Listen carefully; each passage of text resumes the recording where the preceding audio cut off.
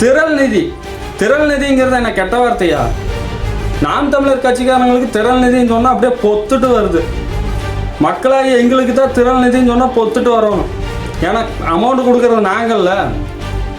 நம்ம வன்னியர் சன்ன போனையா அமைச்சர் ஆனையா 5 வருஷம் இருந்தையா செட்டில் ஆனையா அப்படிங்கிறாங்க. அமைச்சர் பதவிக்கு வரவங்கெல்லாம் 5 வருஷம் கழிச்சு செட்டில் ஆயிடுவாங்க. உங்கள் புத்தி எங்கே போகுது பாருங்க. அதே மாதிரி ஒரு எக்ஸாம்பிள் சொல்கிறாப்புல, பனைமரம் படுத்துச்சுன்னா பன்னி குட்டி துள்ளி குதிக்குமாமா. இப்போ தான் கொஞ்ச நாளாக மனிதர்கள் மனிதனாக பார்த்துட்டு இருக்கிறாங்க.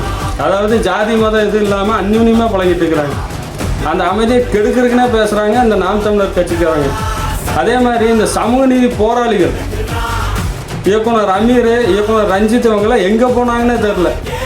பேசினது வன்னியர் சன்னனை என்னென்னு பேசிக்கிறாங்க அப்படின்னா, அடிக்கிறதுக்கு கொஞ்ச நேரம் ஆகாது அப்படின்னு.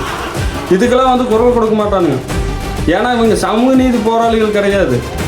இவங்க டிஎம்கேவை காப்பாற்றுற போராளிகள்.